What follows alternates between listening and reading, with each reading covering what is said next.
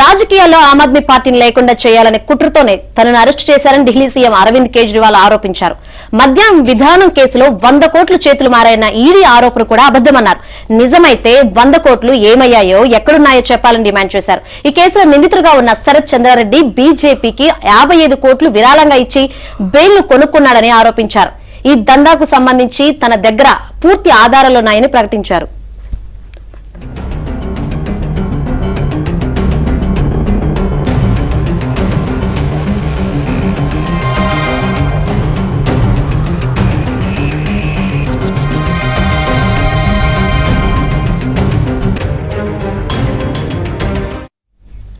అసలు money trial జరిగిందే BJP Sarath మధ్య అని చెప్పారు. ఈడీ జోక్యం తర్వాతే కుంభకోణం మొదలైందని వ్యాఖ్యానించారు కేజ్రీవాల్. బీజేపీ తరపున ఈడీ బలవంతపు వసూళ్ల రాకెట్ ను నడుపుతోంది అని ఆరోపించారు.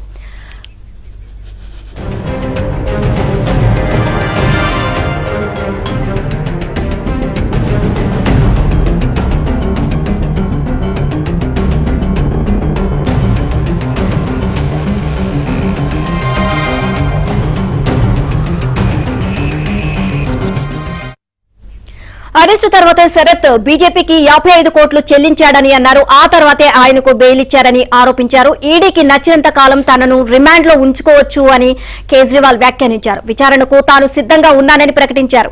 ఎలాంటి ఆధారాలు లేకుండా తనను ఇరికించడమే లక్ష్యంగా ఈడీ పనిచేస్తోంది అని ఆరోపించారు. మద్యం కుంభకోణంలో అరెస్ట్ అయిన కేజ్రీవాల్ ను ఈడీ గురువారం ఢిల్లీ రౌస్ ఎవెన్యూ కోర్టులో హాజరుపరిచింది.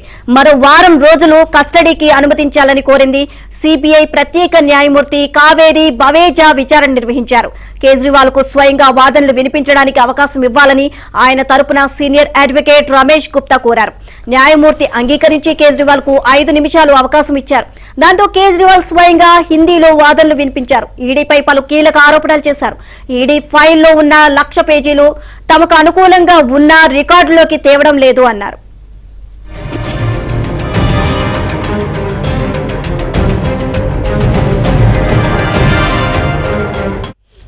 కేజ్రీవాల్ మాట్లాడుతుండగా మధ్యలో ఈడీ న్యాయవాదులు జోక్యం చేసుకోబోగా కోర్టు అనుమతించలేదు. ఈడీ దర్యాప్తు విధానం, అరెస్టులు తదితర అంశాలపై కేజ్రీవాల్ అభ్యంతరం వ్యక్తం చేశారు.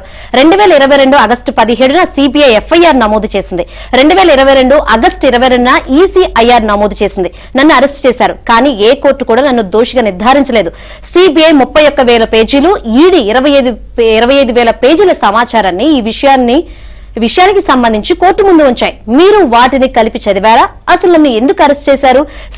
సిట్టింగ్ సీఎం ను అరెస్టు చేయడానికి 4 వ్యక్తులు చేసిన ప్రకటనలు సరిపోతాయా అని కేజ్రీవాల్ న్యాయస్థానాన్ని ప్రశ్నించారు.